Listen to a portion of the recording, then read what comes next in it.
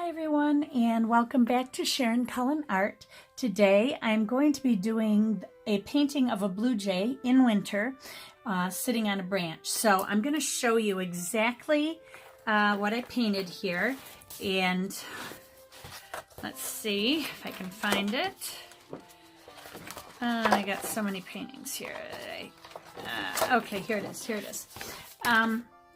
This is the painting that I did. I added a little bit of snow after I was off camera, but I need to fix this because it was too watered down. As you can see right through it. But this is the painting I did of the blue jay. I did put my sketch down before I started the filming so that you don't have to sit and watch me sketch it. You know, I don't mind sketching on camera, except that most of the time people can't see the pencil lines anyway. But that brings me to the other thing. Well, before I get to that, I'll be painting in this, my Pentalic watercolor field book. And the brushes that I'm using for this painting are pretty much these three. Actually, no, I used a bigger one too. I used this one. My silver black velvet brushes in size 12. 6 and 2, and then I used a silver white brush in a size 1, and I also used my silver black velvet 3/8 inch sword brush. So these are the brushes that I used throughout the painting, and you can use whatever feels good to you. That's just what I prefer to use. And also I wanted to mention that I received a comment on my last video from somebody, and somebody else had liked it as well. So I know that more than one of you had an issue with it. My last video with the snow globe, apparently I was painting a lot like this, straight up and down, so you couldn't see the detail of my work on my pine trees or whatever. And so I just wanted to tell you guys, I apologize for that. I did see it when I was editing, but I did not want to paint it a third time. I had painted it once and posted it on Instagram, and then people wanted to see it in video. So I decided to do it on video, and then that happened. So I thought, oh my gosh, I can't paint it a third time. My head's going to blow up. So I left it, and then I got the comments, and I appreciate the comments. Ann Burdick left me a comment. Could you put the camera to the side a little more because we can't see your detail? Very nice painting. And I appreciate that, Anne, and I left you a message back that I would do that. So I'm doing that in this video. If you have any more issues, any of you, please leave me a comment down below. Nice comment like she did. It was constructive. I don't tolerate mean or hurtful types of comments. I've gotten those when I've asked for feedback. So just be nice about it. But anyway, if you have any feedback for me, leave it in the comments section down below. And if you like this video, please don't forget to hit the like button. And if you're not subscribed, please subscribe. I have videos that come out every week, anywhere from maybe 1 to 3 videos a week. I don't have designated days because of my health. I'm on disability, and some weeks my health is not doing well enough for me to leave videos up. So I don't have a scheduled day, and that's the only reason I don't do scheduled days. But I do have Doodle and Sketch box coming, I believe tomorrow. It should be arriving here. So I will be doing a video on that as well. And well, this week we're just chock full of videos. Next week it'll probably be a little slower because of the holidays. And I think that's pretty much it for announcements. So, another one, a video that I think I'm going to be doing very soon is a video on websites and podcasts that are really useful for artists. Aside from the normal YouTube videos, there's so many people that you guys subscribe to, and I subscribe to some of them as well. But there are also some great websites that are chock full of information And there are podcasts too that you can listen to while you're painting. They're just terrific. So one of them that I listen to a lot is called the Plein Air Podcast, but or Plein Air Artist or something like that. But anyway, I'm going to get to those in another video coming up. So I think that gets us to me painting. So let's go ahead and get started, shall we? So here I'm starting with the sky by wetting down my paper, which is 140 pound 300 GSM paper. It is not 100% cotton. This is a wood pulp or cellulose paper.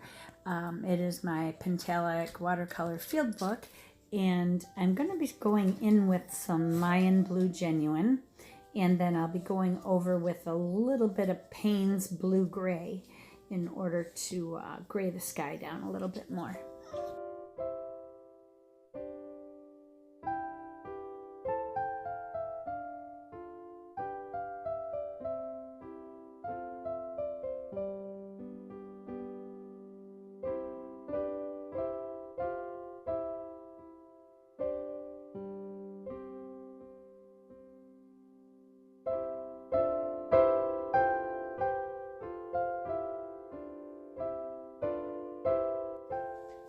Now this has dried, and I'm going ahead and mixing up some color for the Blue Jay. I'm starting out with some cobalt blue. I'll also be using ultramarine blue and manganese blue. These are all Daniel Smith colors.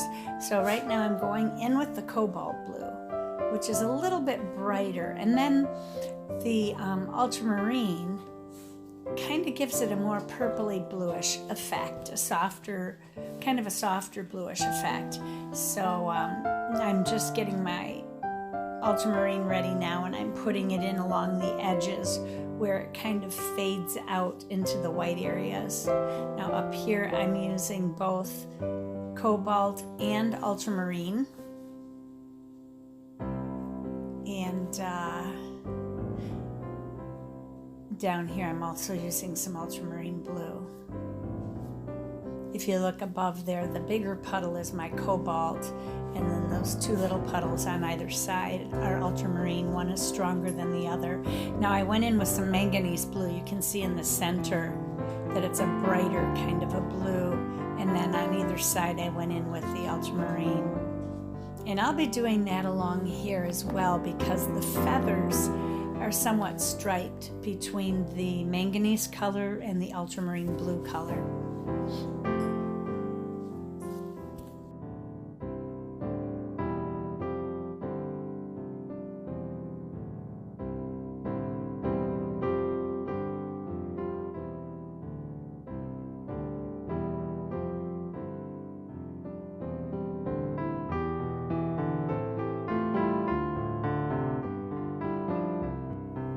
Again here, what I'm doing is fading that blue out, and the gray also under the chin. I'm fading that out as well. And I'll be going in later and making it a little bit darker in value so that I can go over it with white and get the feathery effect.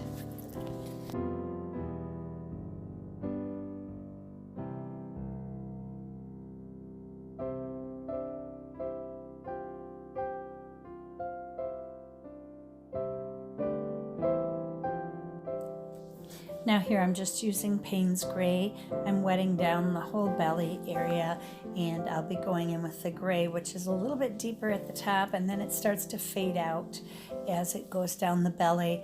I don't think it's this gray during the summer months, but this bird had a lot of gray, and it is winter.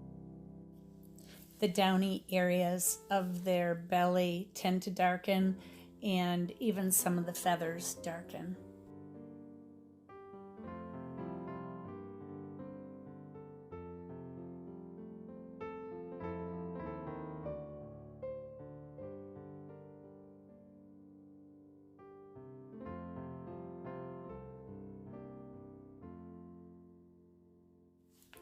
Now here I'm going in with neutral tint. I find that to be a real good black to use for areas that require black. I do have lunar black too, but it's granulating, and I did not want anything that granulates on a bird itself. So I'm going ahead and putting in the eyes, the beak, the mask around the face, all of that, and then I'll just go right on down to the feathers.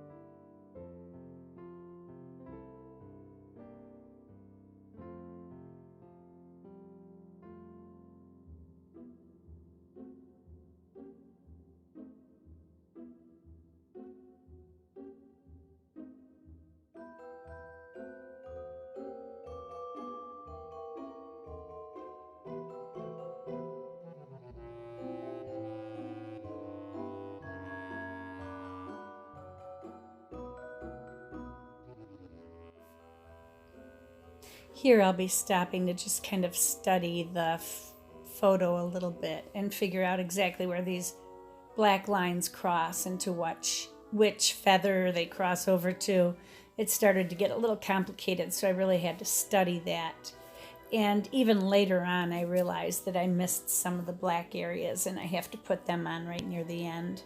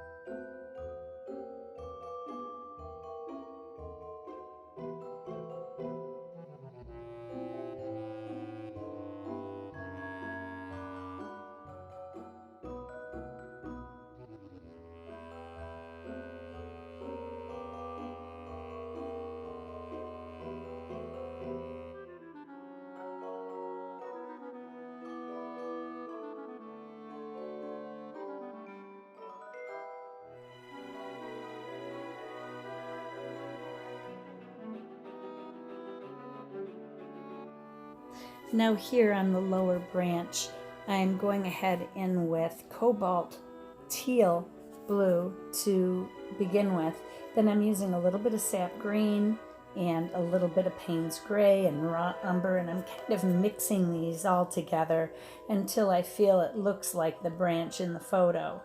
Then when I'm done with that, I go over it again with, when it's almost dry, I go over it with Hematite Genuine. And once the Hematite Genuine is down, then I'll go ahead and sprinkle salt over it. Now the bird is actually like on that above branch that's sticking out right under its belly.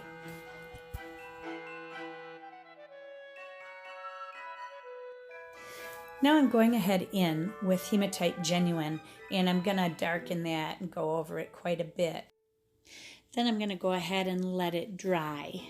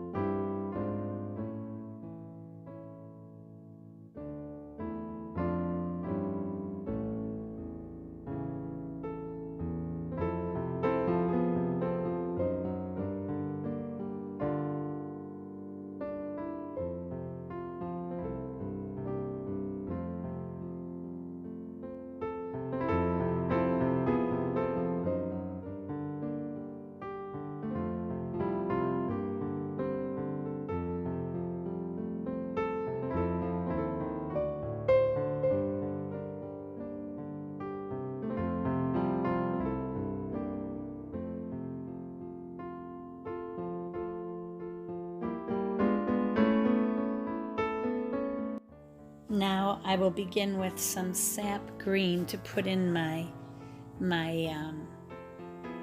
little branches here, the pine needles. I started out with my liner brush and I quickly changed over to my sword brush because I can load it with a lot more paint and get those needles done a lot faster than I could with the other brush. That I'd have to keep reloading and reloading and reloading. After I use the sap green, then I go over it again with a darker green. I'm using perylene green here. And then after I put the perylene green down, then I go in again with indanthrone blue and I put that down on top of it. So you'll see multiple colors on the needles. And if you're doing this, you can use whatever colors you want to obtain different values for the needles. You can see in the one above, just with the two colors that I have there, what a difference it makes in the needles. It differentiates the needles and helps you to visualize them in a fuller effect.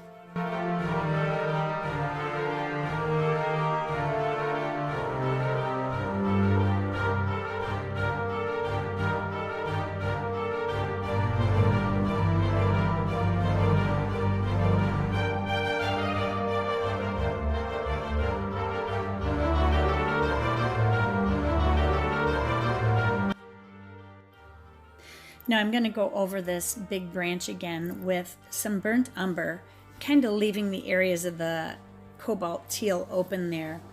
And then once that's done, I'm going over it again with the Hematite Genuine, which is more granulating. And now I'm sprinkling the salt down. But there's areas that I felt needed more color, and before that salt started to take effect, I decided to add more color to it. That's kind of difficult to do. I don't recommend it because it pushes your salt around, but I'll be adding more salt again afterwards. And what that ended up doing, pushing the salt around, as you can see in those areas, leaves darker color in certain spots, and it really helped to add the texture to the branch. So I'm happy I did it that way. But I also touched all of that salt with my brush. So you want to be very careful that you're not dipping into a pan with a salty brush, and make sure you rinse it well afterward.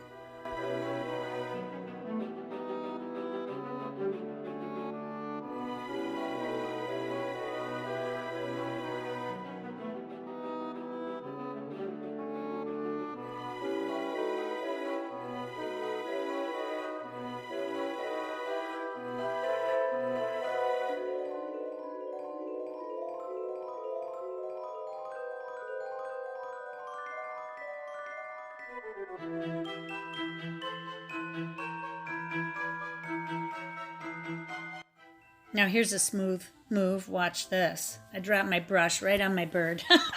So I have to clean that green off and I think I end up putting some branches there, and then I have to use a little bit of white gouache on the bird in order to get the green off.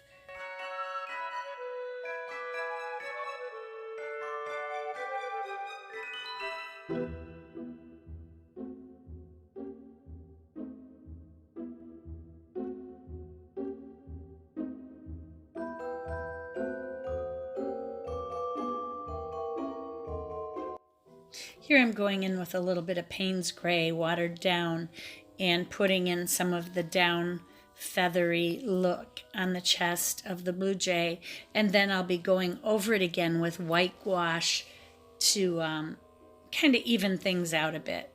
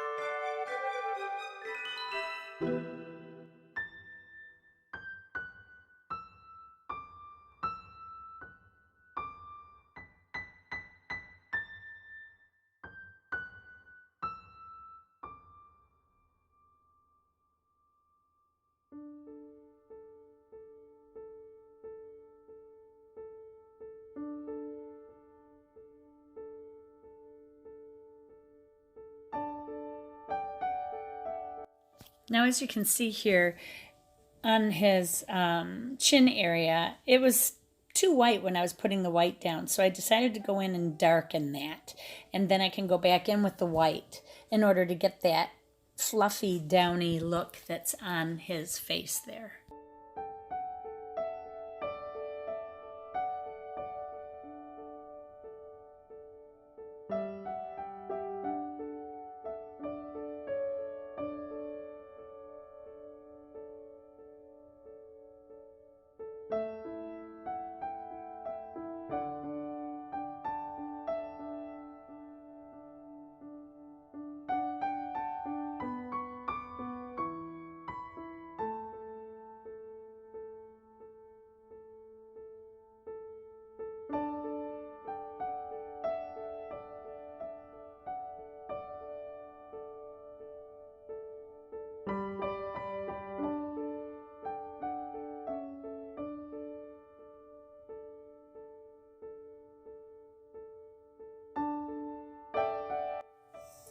Now, one thing I noticed is those branches under his belly didn't come from anywhere. They just kind of appeared there, and there was nothing behind his back showing the branches coming down. So I had to add that in order to make it look normal.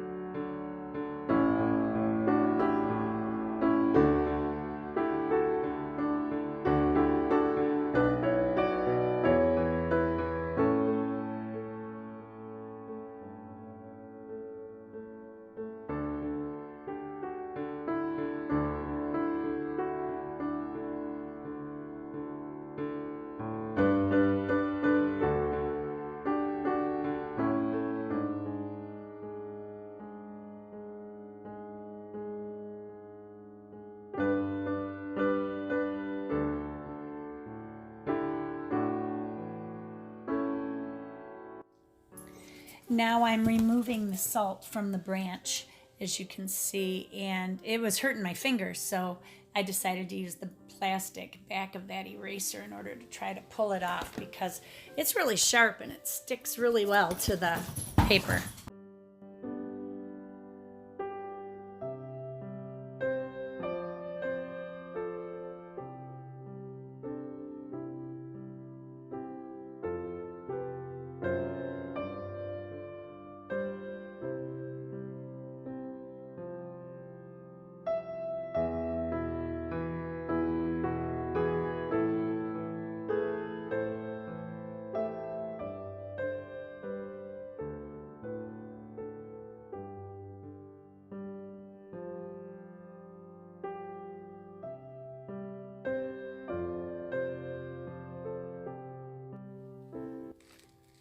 You can see here now the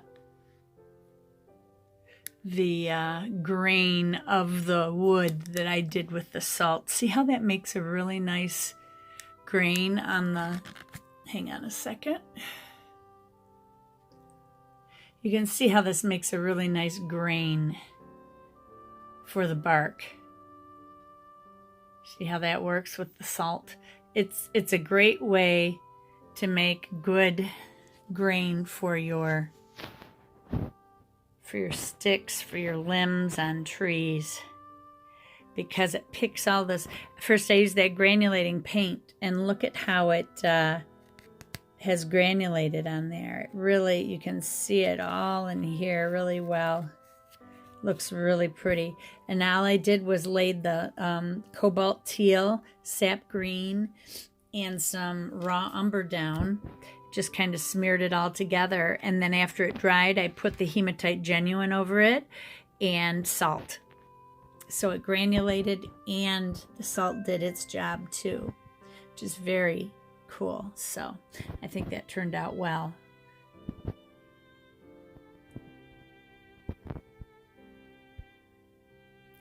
I hope that this video was a little bit easier to see. Please leave me a comment down below and let me know if you preferred it that way. And then I can make sure that I continue it that way. I don't know what I got on my bird here. Looks like some green got on there. I'll just have to go over it with a little bit of white and get rid of that. And it won't show so much. There we go.